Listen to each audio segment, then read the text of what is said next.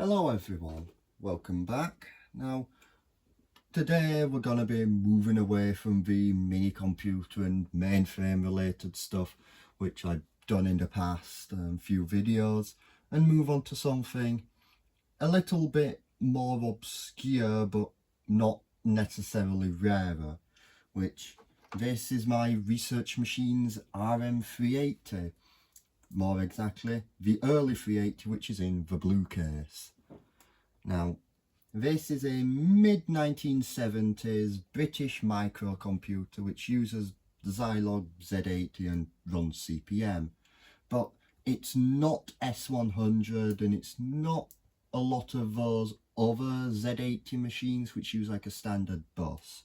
This is its own thing and, well, is in my opinion a pretty nice design.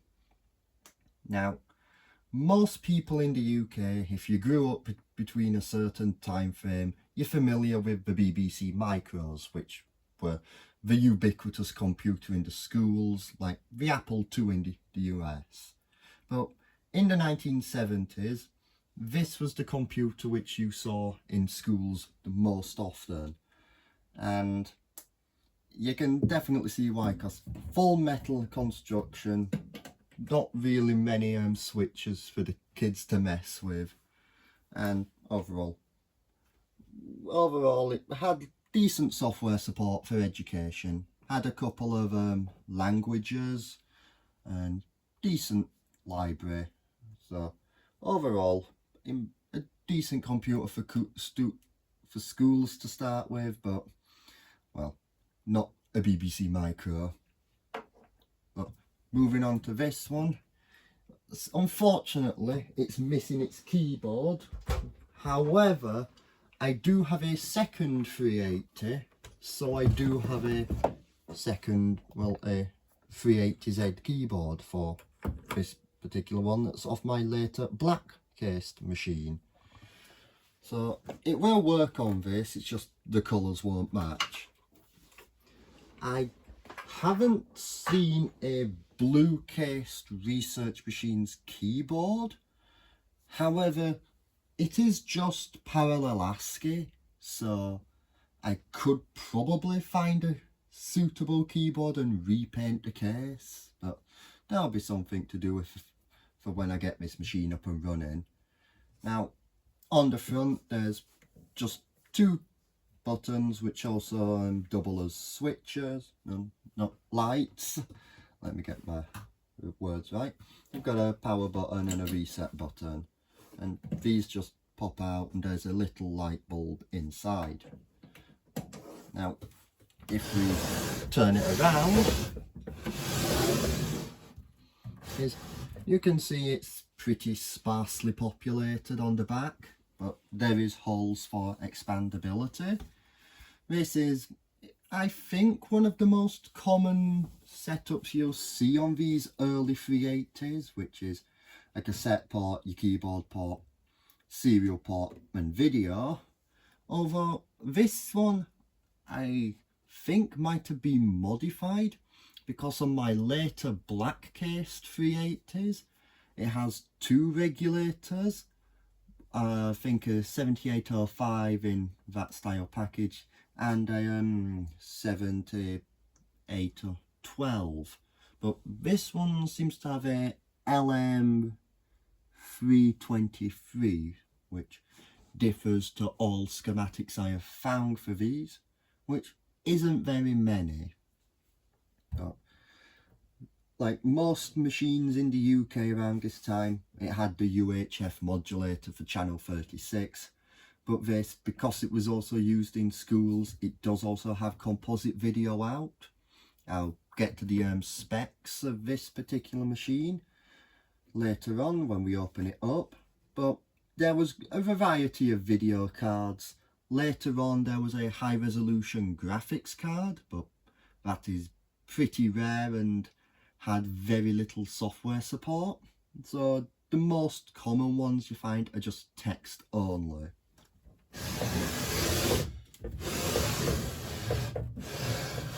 Moving back round to the front, to gain access to the machine is you just lift up the top like the hood of a car, And inside is you've got your power supply and your card cage. Because this is a early one, which is serial number 203, there's a sticker on the inside, and here it's pretty sparsely populated when it comes to cards. I'll get one of these out right now.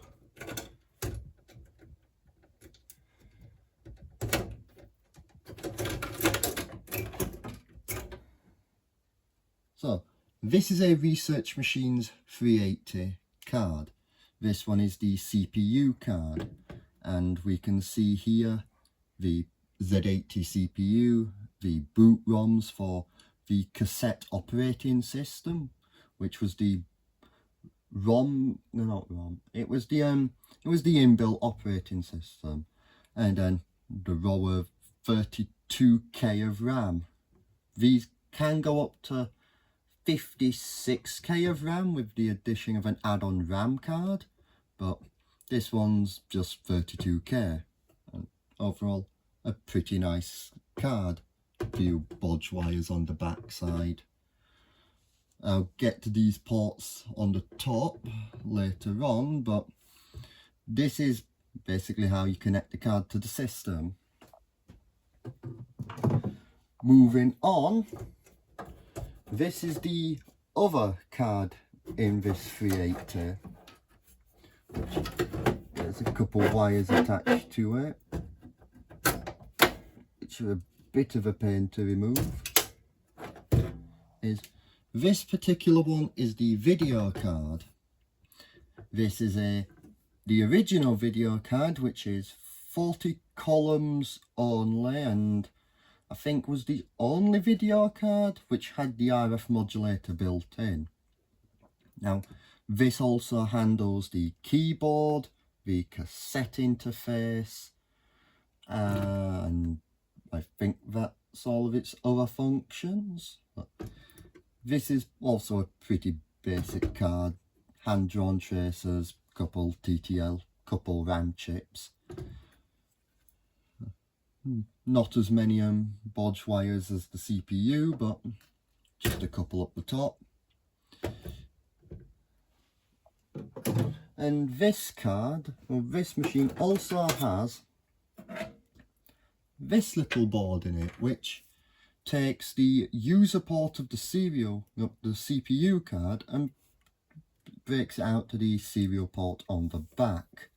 Now, my black cased 380, which I'll do a video on later when I dig that out of storage, is that also has one of these cards. So I think this might have been a pretty standard card for 380s, or at least the early ones. This side, there's a power supply. It's a linear supply. It's the standard linear supply of the 70s. Big transformer, big capacitors, full bridge rectifier. Not much regulation, I think, but it's got some fuses in it, which is more than can be said for some others. Close this up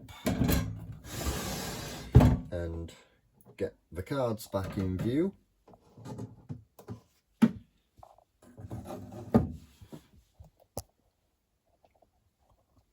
Like I said earlier on, these connectors on the top is how this card interfaces with other cards in the system. For instance, this IEEE 488 card. Some people think this is a bad design, but that's the power input for the entire system, this small connector on the end here. And that goes through a backplane to, well, through the ribbon cables to every other card. So if you've got a machine full of cards, is the entire current draw of that machine is just going through a few little ribbon cables. But that's the main interface. It's a 50 pin connector, I believe.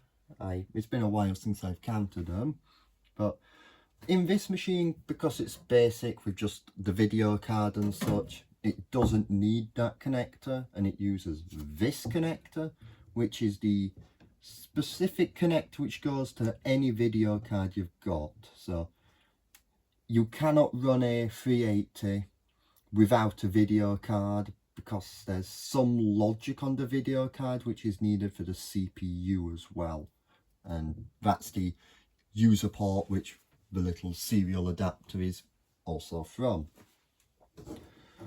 Now on my later 380 I have all 3 EEPROM sockets populated, but on this one, because it's only got COS version 3.4c, it just needs the 2 ROMs. In my black 380, that has version 4.0b. The main difference being is that 3.4c is a cassette only version, so you cannot use discs, which by extension means this machine can't run CP/M, which is a bit of a shame, because it's not as simple as swapping out the ROMs. You need to also swap out these 2 chips, which are programmable ROMs, which are used for memory addressing and a whole host of other features. But that's the CPU. One of the more compact designs of this era, I think. It's about the same size as an S100 card, and I think packs more on it than an S100 card usually does. But yeah, on the video card there's the RF modulator, you've got your bank of RAM for your characters, but this is 40 columns by 24 lines only. I know it's 40 columns, I don't know about the lines, I think it is 24.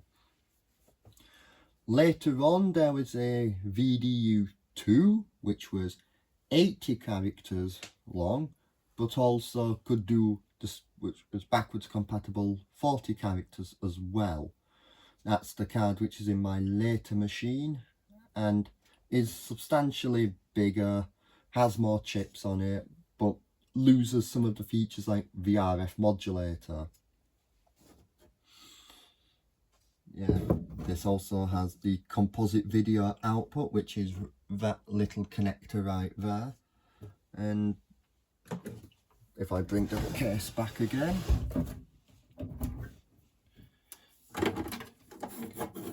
connects to this little wire which goes to the connector on the back. Overall, this machine isn't in bad condition, and for an early machine it